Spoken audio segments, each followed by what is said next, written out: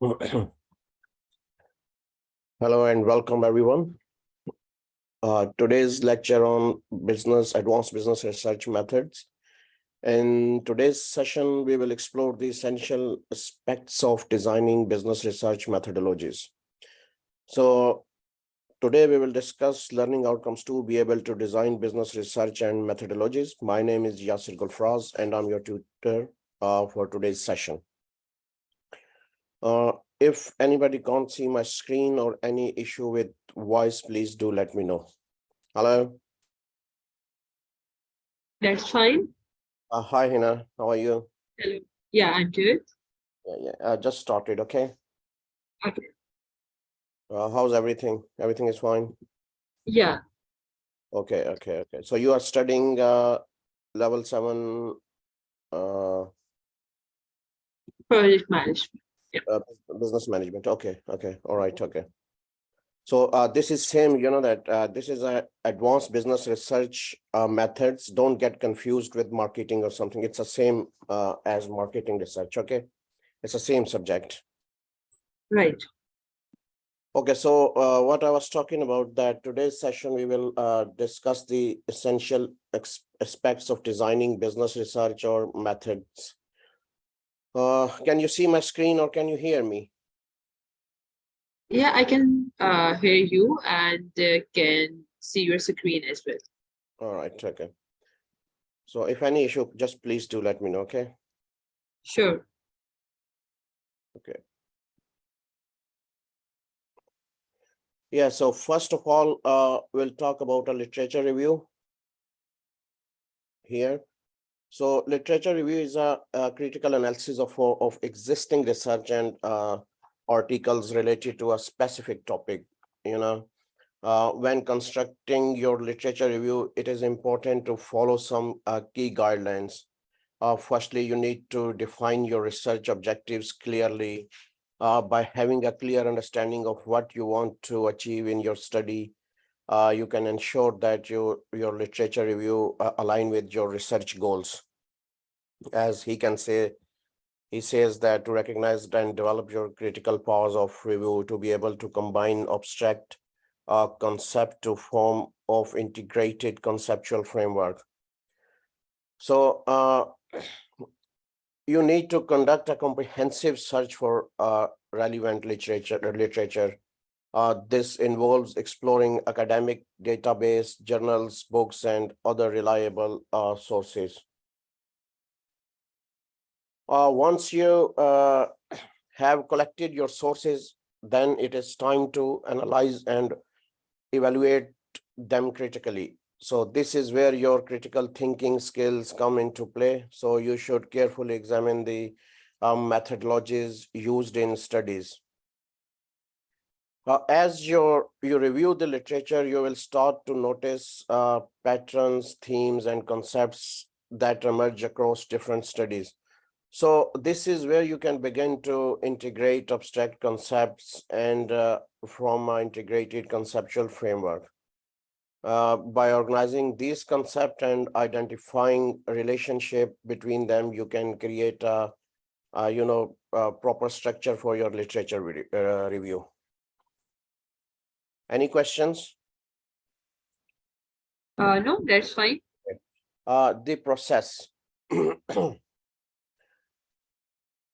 In order to, your research project seeks to provide explanations, solutions to real issues in a live context.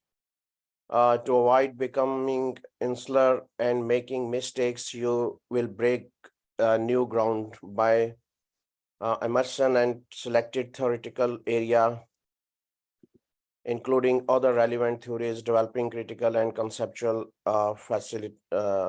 faculties. In order to ensure accuracy and avoid making mistake, we will take a unique, approach that involves immersing ourselves in the chosen theoretical area and incorporating our relevant theories from various fields, not limited to management. So first step is in this process is to, look at ourselves in the selected, look at selected theoretical area. This means diving deep into the existing knowledge, understanding the concepts, theories, and framework that have been developed by experts in the field. We gain a comprehensive understanding of the subject matter, allowing us to identifying gaps in the existing research and formulate new idea or solutions. Have you done any qualification before? I mean that, do you mind if I ask you what you have done before? Yeah, actually, I already done the BCS, Bachelor in Computer Sciences. So they do in Pakistan, they do, I think so. You write dissertation and research proposal and things like that. No, I did not write the research and proposal right now. Okay, so I don't think so. They do in their master studies, they do project and dissertation, but not like here. I think so. Research, I think so. They do, but here is a bit different. So they basically he's talking about that research proposal and dissertations and our final projects. Okay, business research, how it works. Okay. So you have a BCS, isn't right? Yeah, Bachelor in Computer Sciences. So Yeah. you change your mind or why you are doing business management? Yeah, actually, I want to pursue my career in the project management because I have the work experience already in my field. It's around 12 years. So now I want to change and want to excel in the project management side. I'll talk about a few things after my lectures. Okay. Sure. Anyway, so here you may wonder why we choose to break new ground in this manner. Well, the world's complex and real life issues often require multi-dimensional thinking. So by blending theories from different disciplines, we can create a more holistic and comprehensive understanding of the problem and problems at hand. So such as human behavior and social dynamics, economic influences, and environmental impacts, which may all plays a role in finding effective solutions. How can theory and literature help you? Any idea? Can you tell me if anything comes in your mind? Okay. Can you hear me? Yeah, I guess it is saying that if you want to write any research paper or the proposals, then you can help from any journals or the literatures. Yes, spot on. Something like that. So it can simplify complex issues. It can offer explanations for outcomes. It can identify causation. It can offer justification for taking action or adopting positions. So basically, theory and literature also offer explanation for outcomes when we encounter when we encounter certain events or situations. We often ask ourselves, why did this happen? Theories provide us with possible explanations by offering insights into the underlying factors and mechanisms that contribute to those outcomes. So by examining relevant literature, we can explore different perspectives and uncover theories and shed light on the causes and effects of specific phenomena. Theory and literature offer justification for taking action or adopting positions, right? So in our personal and professional lives, we often find ourselves having to make choices or from opinions. Theory and literature can provide us with a solid foundation to support our actions or positions. Then by grounding our decisions in well-established theories or referencing credible literature, we can ensure that our choices are informed and backed by reliable information. Then key area of literature, theoretical, contextual, technical, use all three where this is helpful. There is no required to exclude practitioner publications. So he's talking about theoretical literature focus on the analysis, interpretation, and explanation of literature work. It examined the underlying themes, symbols, and uh, talk about within the text. So theoretical literature often involves critical thinking and academic uh, discourse to uncover the deeper meaning and significance of literature works. So next one is contextual literature. This explores the social, historical, and cultural aspects that influence and shape literature works. It examines the connections between literature and its broader context, including the time period, political climate, and cultural moments and social norms. Then he's talking about technical practitioners, technical practitioner or technician or technical or practitioner literature focuses on practical applications of literature in various fields. It includes works that provide guidance, advice, and techniques for writers, teachers, and those who involved in creative industries. So just here, bear in your mind that it is very important to note that these three areas of literature are not mutually exclusive, and they often overlap. Theoretical, contextual, and technical or practitioner literature can all, complement each other. So providing a comprehensive understanding and appreciation of literature work. Right. Okay. So key areas of literature, as you said, the journals or articles or referred journal articles, referred conferences, papers, edited collection of referred work, conferences, paper and journal articles, trade press practitioners, publications, a wide introductory textbooks. Oh, can you see my screen, Yeah, I can see. Yeah, this is my job to ask, that can you see my screen or can you hear me? Yeah. So don't get Sure. irritated, okay? Because I have No to problem. ask again and again. Yeah, So no problem. constraints on the literature review. So I'll go through this, but I'll explain in my words a little bit, a scope of literature. So scope of literature, when conducting a literature review, we must decide whether to have a wide scope of or a narrow focus. A wide scope involves reviewing a broad range of sources, which can be time consuming and overwhelming. So on the other hand, a narrow focus helps us concentrate our search or specific research objectives, so enabling us to find more relevant and targeted information. So I remember that I was doing my like LLM.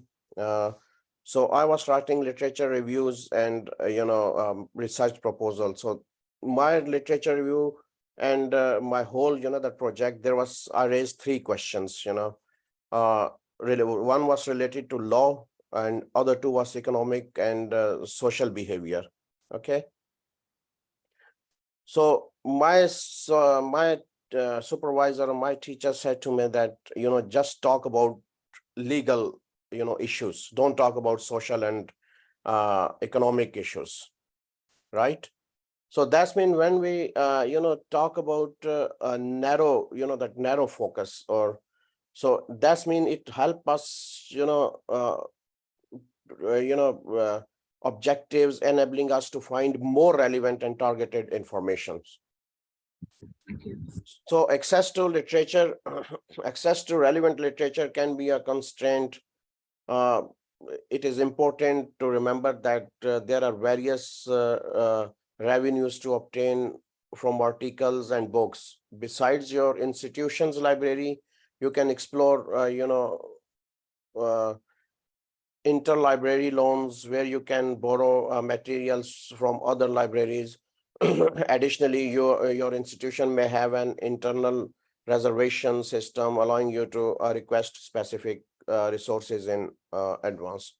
Then time factor is a significant constraint in any research project.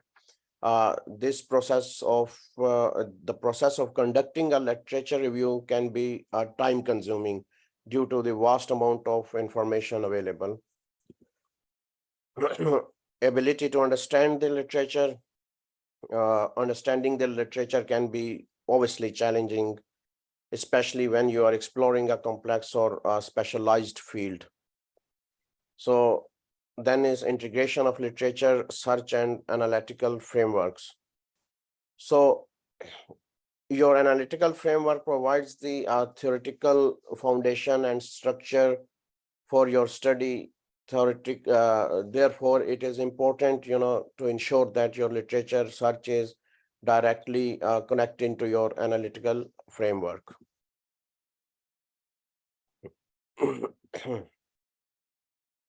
Develop a critical reflex. Any idea about critical reflex? No, not a such Okay. idea. This means here we will talk about importance of verifying the accuracy and currency of the literature you use, as well as understanding its relevance to your research objectives. So we will also discuss key question you should ask yourself when evaluating sources. So first one is think, what is this telling me? Who wrote it? How old is it? And how does it address my research objectives? Right. It is very important to be confident in the about currency of the literature you rely on.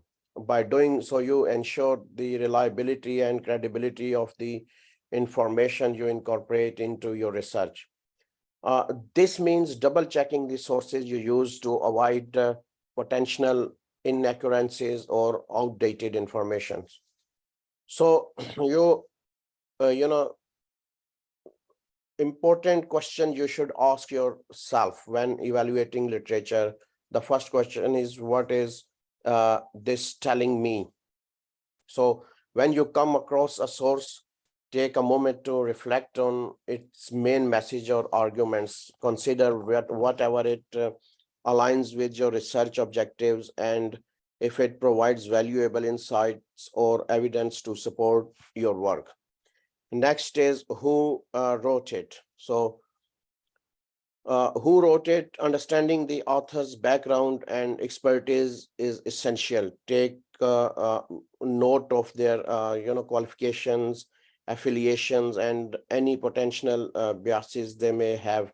So assessing the author's credibility can help you gauge the reliability of the information presented. So third is, how old is it? How old is it? Determining the publication data of a source is important to assessing its currency. Depending on your research topic, it may be necessary to prioritize recent information. However, in certain fields, or older sources may still hold relevance, particularly if they have had a significant impact on the field. How does it address my research objectives?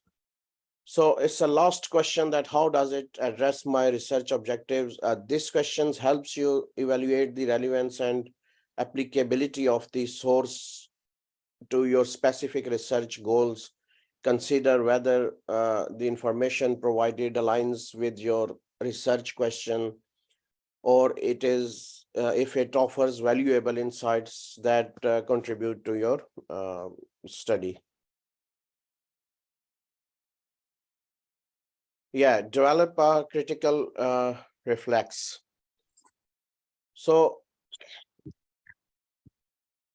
what is missing from that you might reasonably expect to be including when evaluating a statement, arguments, or information? it is important to consider what might be missing from the picture. Take a moment to think about the broader context, relevant data, or alternative viewpoints that should be considered. As critical thinkers, we should question the assumptions and limitations of the information provided. By doing so, we can identify any gaps in the evidence, logical flaws, or biases that might influence our understanding. So remember, a well-rounded perspective consider not only what is present, but also what is absent.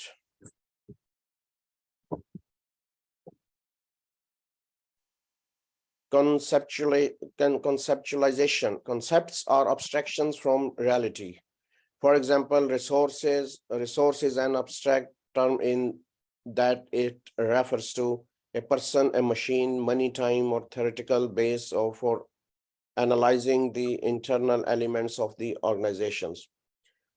Concepts are fundamental building block of our understanding of the world around us. They are mental representations that help us categorize and make sense of the diverse aspects of reality. So by simplifying complex idea into meaningable units, concepts provide us with a common language to communicate and explore the explore the we can explore and the basics of our environments. So one such concepts we will explore today is a resource. So think of concept as a big umbrella terms that a range of relative objectives of idea. In the case of resource or resources, it refers to various elements within an organization that contribute to its functioning and success. These elements can include people, machine, money, time, and even theoretical framework. So that aid is analyzing the internal working of the organizations. By conceptualization resource, in this way, organization can assess their strengths and weaknesses in each area. So they can identify areas where they need to invest, allocate resources strategically, and optimize their overall performance.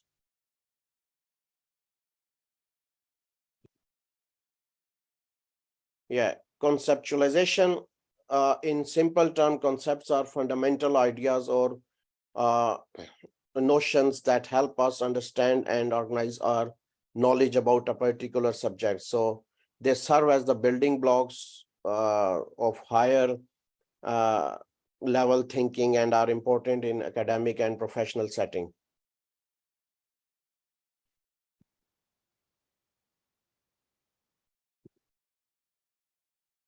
Can you see my screen? Any issues? Yes, I can see. No, that's fine.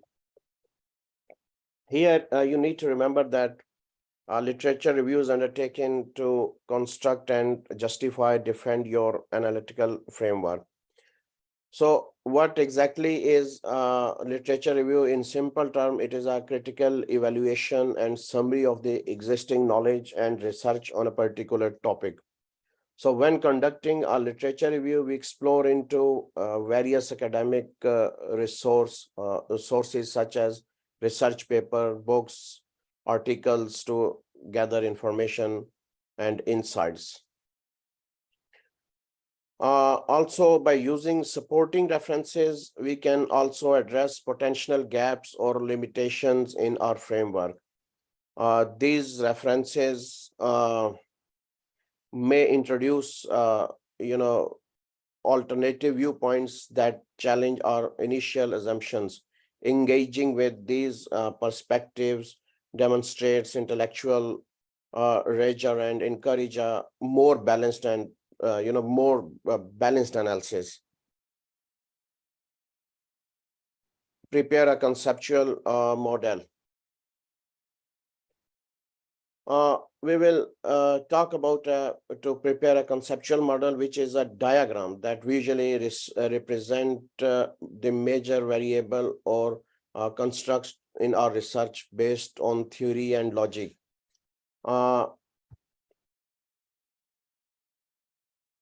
This diagram basically help us understand the conceptions or connections between these variable or constructs and how they relate to each other. So understanding what variable or constructs here, the variable constructs are often represented as geometric shape with narrow that may point to the depends variables. To create a conceptual model, we often represent these variable or constructs as geometric shapes. For example, we can use rectangles, circles, or overall ovals to represent them. So each shape represents a specific variable or construct. Also, it is very important to note that the direction of the arrows should be based on theory and logic. We need to understand the theoretical framework of our research and consider how the variables or constructs are connected. So this logic connections will guide the direction of the arrows in our conceptual model. Right. Preparing a conceptual model, are the relationship shown accurate? Any idea here? Okay. As you said that there should be the proper arrows. So I guess where you can depict the relationship between the different.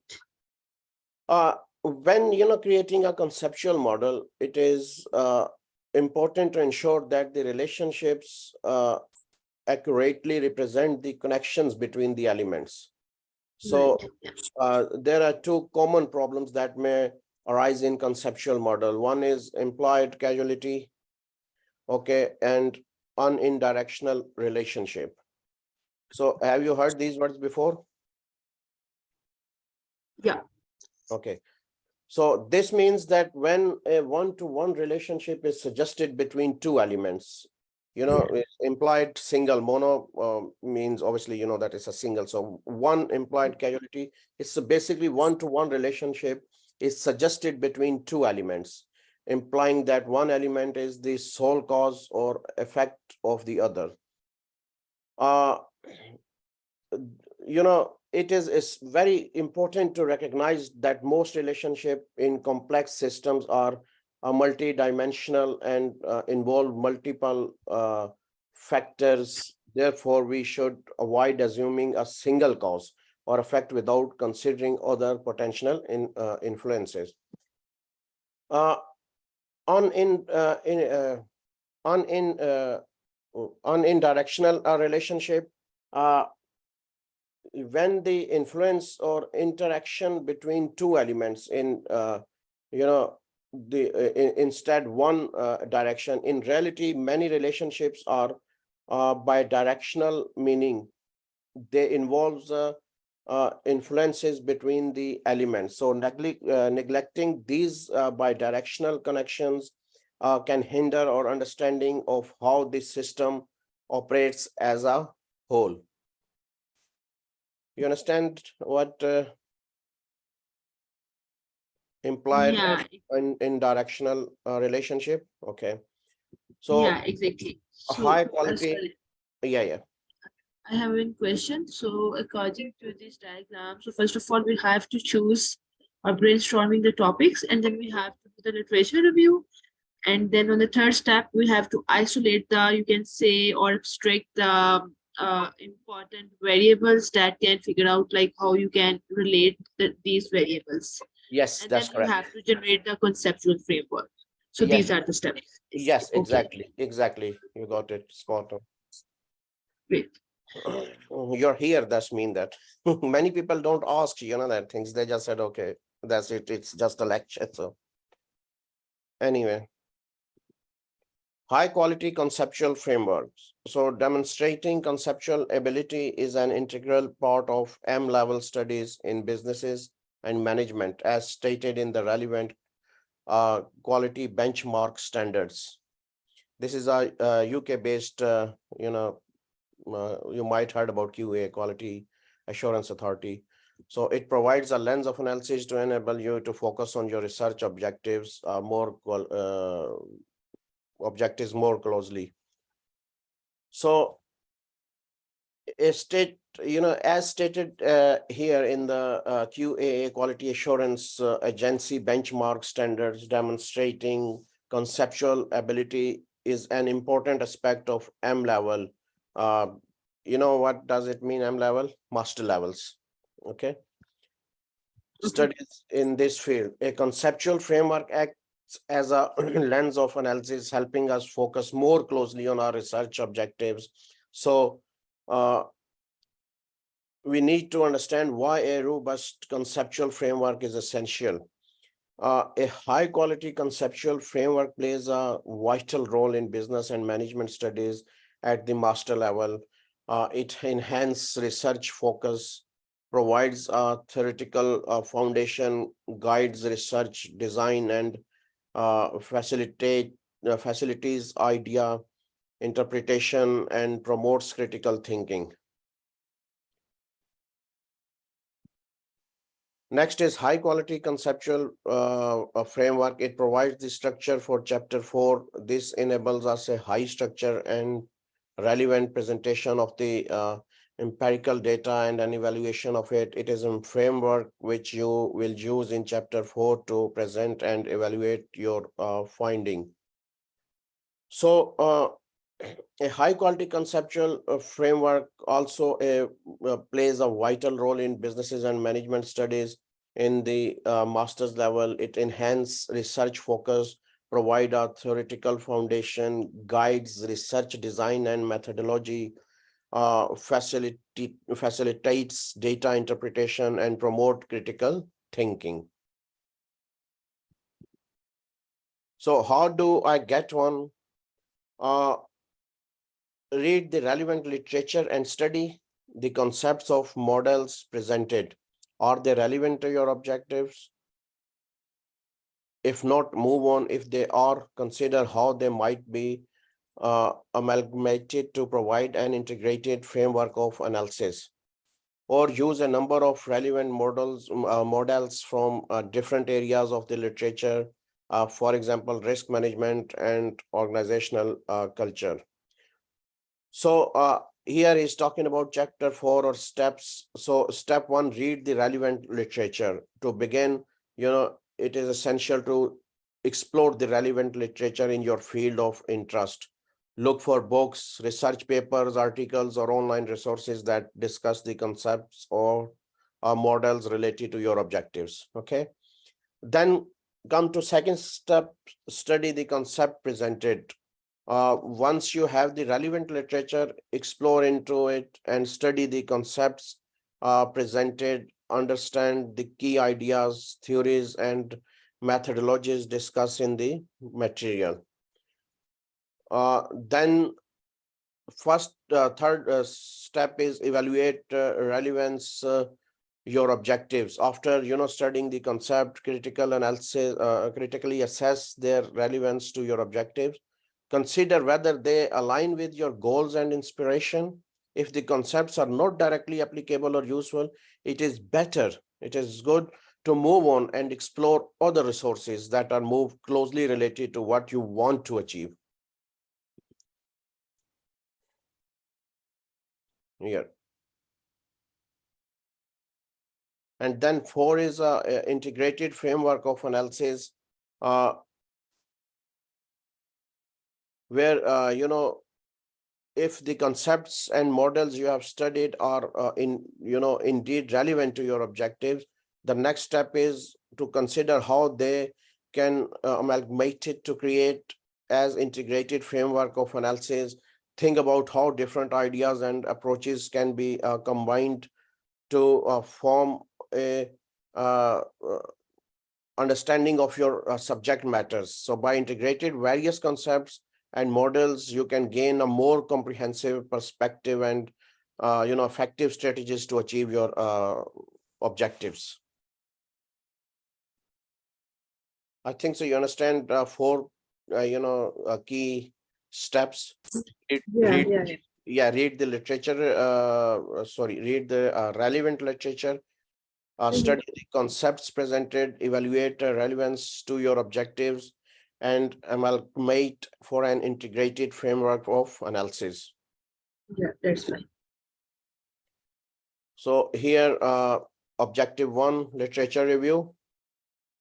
The first objective is to conduct, through literature review.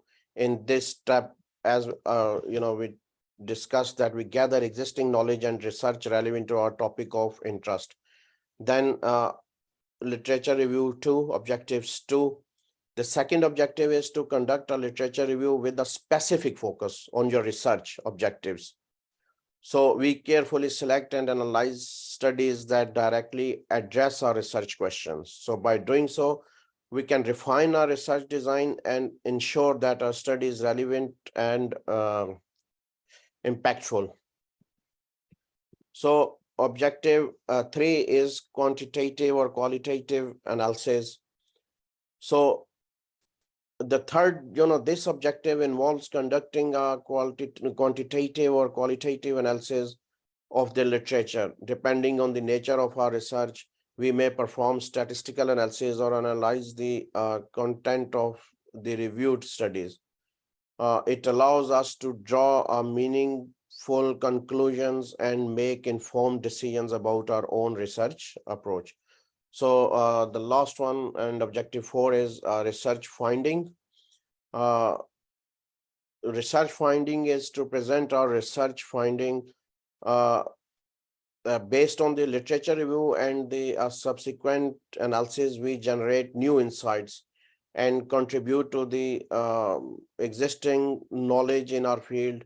By sharing our findings, we contribute to the specific community and pave the way of further research in the future. Objectives direct the literature review. Beware too many objectives or a few objectives that are ill-defined make the scope of the literature review too wide. So beware too many objectives. It is important to avoid having too many objectives for your literature review. When you have a excessive number of objectives, it can lead to confusion and make your review lose focus. So ill-defined pitfall of ill-defined objectives. Let's say the problem of having a few objectives that are poorly defined. When your objectives lack clarity or lack clarity, it becomes challenging to conduct a meaningful review. So ill-defined objective means they can, ill-defined objectives can lead to a scattered and unstructured literature review, where it becomes difficult to draw meaningful conclusions.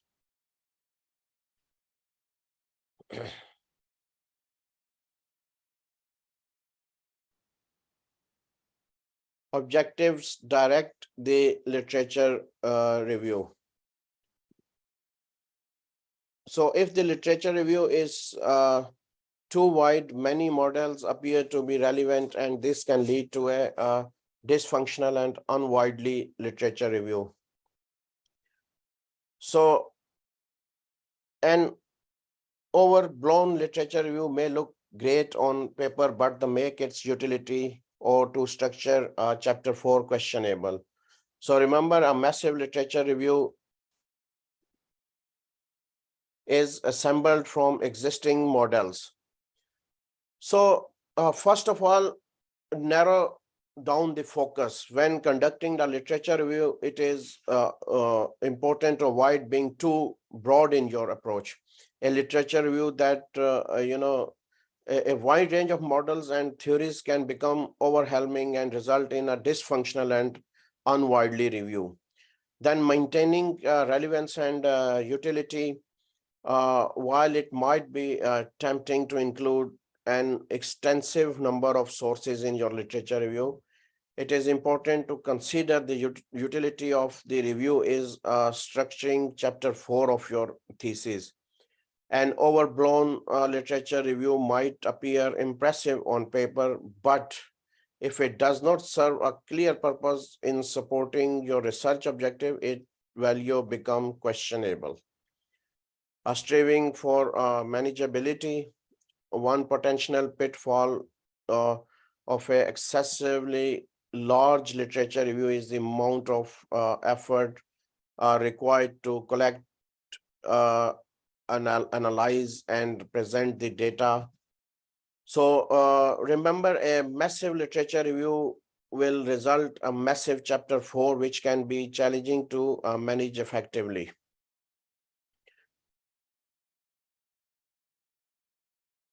So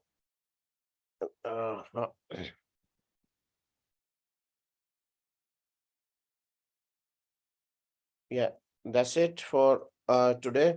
So we are, it is very important to remember that your research objectives and context are likely to unique. This uniqueness make it unlikely that you will stumble upon an off-the-shelf. So, no literature review that always perfectly matches your need. However, this should not discourage you. Instead, it should encourage you to approach the literature review process in a more tailored manner. Yeah, that's it for today. So I hope this today's lecture has provided you with some important insights into discussing business research methodologies. So that's it for today. And our next lecture is next Saturday. If you want to join, then yeah, come online Saturday at 15, I think so. Yeah, sure. Sure. So if you have any question in your mind, please drop me an email at yasir@ukversity.co.uk. So All right. any questions, Hina? Yeah. No, I guess that is fine. But just I'm thinking of one thing that can we use a literature review to inform research? For example, sorry. For example, if you say that there is a paper that provides the context and the guidance to researchers, so can we use that research paper for the literature review? Yes, we can use Yeah. research. Basically, the purpose of literature review is to collect relevant, timely research on your chosen topic. You understand? Yeah, right. So you Yeah, can, exactly. yeah. So basically, idea is collect relevant research on your chosen topic. So that's you can. Yeah, of course you can. Okay. Okay. Thank you so much. So that's it, Hina. See you next weekend. Okay, sure. Thank you. Bye. Have a good evening. Bye.